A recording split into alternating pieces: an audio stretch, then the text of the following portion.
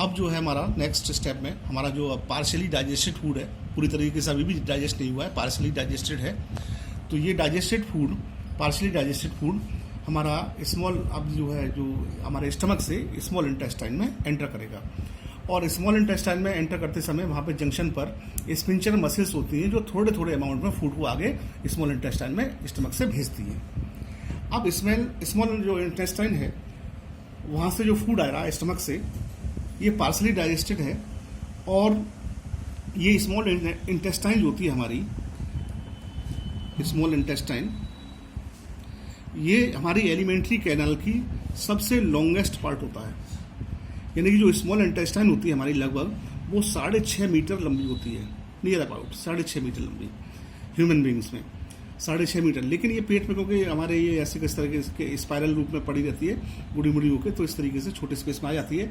लेकिन actual length जो होती है वो लगभग 6.5 मीटर के करीब होती है। ये हर्बीवोर्स में लंबी होती है और कार्निवोर्स में इसकी लेंथ थोड़ी कम पाई जाती है, क्योंकि हर्बीवोर्स में पहले जो है हम लोग जब सेलुलोज नाम का एक कार्बोहाइड्रेट होता है वो फूड में लेते थे तो उसको पचाने में, डाइजेस्ट करने में ज़्यादा टाइम लगता था, इसलिए हर्बीवोर्स की स्मॉल इंटेस्टाइन ज़्यादा लंबी होती थी और कार्निवोर्स की कम होती थी। तो आगे अब पहुँच गया हमारा फूड स्मॉल इंटेस्टाइन में। अब स्मॉल इंटेस्टाइन में 2 ग्लैंड से सीक्रेशन मिलता है, एक लिवर और दूसरा पैनक्रियाज। स्मॉल इंटेस्टाइन में 2 ग्लैंड से सीक्रेशन स्मॉल इंटेस्टाइन में आता है, एक तो होता है लिवर और दूसरा होता है पैनक्रियाज। तो पहला लिवर का क्या रोल होता है? लिवर जो है बाइल को सीक्रेट करता है, बाइल जूस को। ये ग्रीनिश येलो लिक्विड होता है जो कि लिवर में बनता है, और ये लिवर में बन के बाइल जूस और गॉल ब्लैडर में स्टोर रहता है। यानी कि लिवर में बाइल जूस बनता है और बन के गॉल ब्लैडर में स्टोर रहता है, और यहीं का गॉल ब्लैडर से जितना अमाउंट चाहिए होता है वो स्मॉल इंटेस्टाइन में वो आता है। अब इसके जो बाइल जूस है इसका भी फंक्शन है। इस बाइल जूस का क्या फंक्शन है?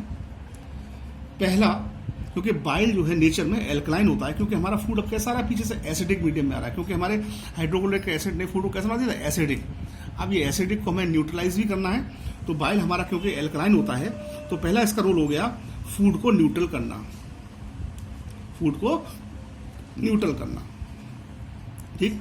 दूसरा फंक्शन होता है कि जो बाइल होता है ये जो हमारे फूड में प्रेजेंट है, फैट मौजूद है, फैट को स्मॉल ग्लोब्यूल्स में तोड़ देता है। फैट को स्मॉल ग्लोब्यूल्स में तोड़ता है। तो एक तो बाइल के 2 रोल हो गए, एक तो फूड को न्यूट्रल करना, दूसरा जो मौजूद फैट है उसको स्मॉल ग्लोब्यूल्स में तोड़ देना। ठीक है, जिससे कि आराम से वो एंजाइम से एक्ट करके डाइजेस्ट हो सके। दूसरी बात आती है पैनक्रियाज, दूसरी ग्लैंड जो सीक्रेशन आता है। पैनक्रियाज से पैनक्रियाटिक जूस सीक्रेट होता है। पैनक्रियाटिक जूस, अब पैनक्रियाटिक जूस में 3 होते हैं। एक तो 3 एंजाइम होते हैं। पहला होता है पैनक्रियाटिक एमाइलेज,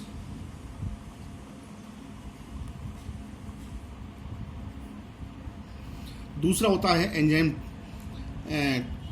लाइपेज,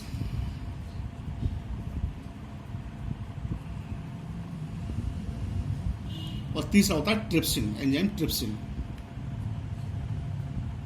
ठीक, ये 3 होते हैं, पैनक्रियाटिक एमाइलेज, ट्रिप्सिन और लाइपेज। ये पैनक्रियाटिक जूस में पाए जाते हैं। जो एंजाइम एमाइलेज होता है, पैनक्रियाटिक एमाइलेज, ठीक है, ये स्टार्च को ब्रेक डाउन करता है। ठीक है, और जो ट्रिप्सिन होता है ये प्रोटीन्स को डाइजेस्ट करता है,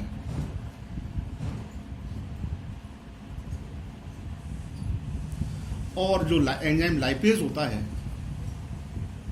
ये इमल्सिफाइड फैट को डाइजेस्ट ब्रेक करता है।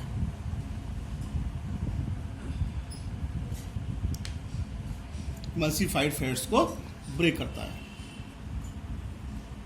तो इस तरीके से पैनक्रियाज का रोल हो गया। अब जो स्मॉल इंटेस्टाइन होती है उसकी जो वॉल है इंटेस्टाइन, उसकी बॉल में भी कुछ ग्लैंड्स होती हैं जो कि इंटेस्टाइनल जूस को सीक्रेट करती हैं। इंटेस्टाइनल जूस यानी जो इंटेस्टाइनल की वॉल में जो ग्लैंड्स हैं। तो इंटेस्टाइनल जूस है, इसमें बहुत सारे नंबर ऑफ एंजाइम्स होते हैं जो कम्प्लेक्स कार्बोहाइड्रेट को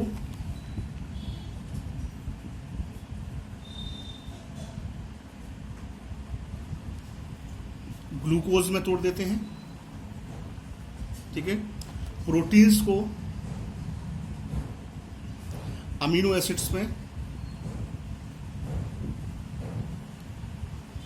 और फैट्स को फैटी एसिड एंड ग्लिसरॉल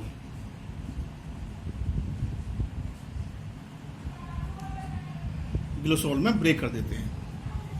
तो इस तरीके से अब ये कंप्लीट डाइजेशन हो गया।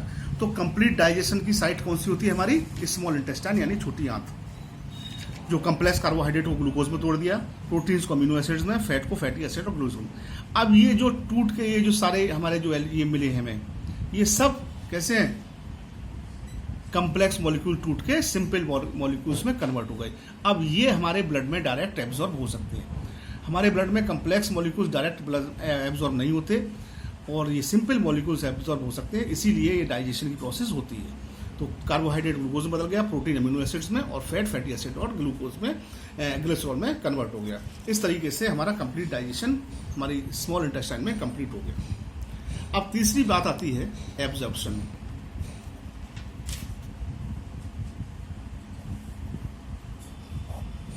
अब ये जो डाइजेस्टेड फूड है जिसमें कि सिंपल मॉलिक्यूल्स हैं, ये जो है डाइजेस्ट होता है। कहाँ डाइजेस्ट होता है? हमारे स्मॉल इंटेस्टाइन में फिंगर लाइक प्रोजेक्शंस पाई जाती हैं जिनको हम विलाई बोलते हैं, स्मॉल इंटेस्टाइन में होती हैं। और ये विलाई फिंगर लाइक ऐसे करके फोल्डिंग में होती है। वो क्यों होती है? क्योंकि ज़्यादा सरफेस एरिया हो सके। किसी जैसे रस्सी होती है उसको आप ऐसे ऐसे करके डाल दो तो बहुत बड़ी रस्सी बहुत कम जगह में आ जाएगी, तो सरफेस एरिया बढ़ जाता है। तो ये विलाई जो होती हैं, यही जो है ये जो हमारा डाइजेस्टेड फूड है, इनको एब्जॉर्ब करके हमारी ब्लड की स्ट्रीम में यानी ब्लड में पहुंचाती हैं। तो इस तरीके से एब्जॉर्प्शन हो गया। अब जो बचता है वो अनडाइजेस्टेड फूड बचता है। उसके बाद नेक्स्ट स्टेप आती है आपका एसिमिलेशन। एसिमिलेशन में हमारा जो डाइजेस्टेड फूड है, ये जो डाइजेस्ट हुआ ये डाइजेस्टेड फूड है, ये हमारा ब्लड में पहुंच के बॉडी की हर सेल तक पहुंचता है और सेल में रेस्पिरेशन की प्रोसेस होती है जहाँ से इस डाइजेस्टेड फूड से हमारी बॉडी को एनर्जी मिलती है। तो ये प्रोसेस होती है एसिमिलेशन। वो रेस्पिरेशन किस तरीके से होता है वो हम अगले टॉपिक में पढ़ेंगे। उसके बाद जो नेक्स्ट अब पांचवा होता है डाइजेशन। डाइजेशन में क्या होता है? जो अनडाइजेस्टेड फूड है वो अब स्मॉल इंटेस्टाइन से कहाँ पहुँचता है? लार्ज इंटेस्टाइन में पहुँचता है। लार्ज इंटेस्टाइन में भी बिलाईज पाई जाती हैं।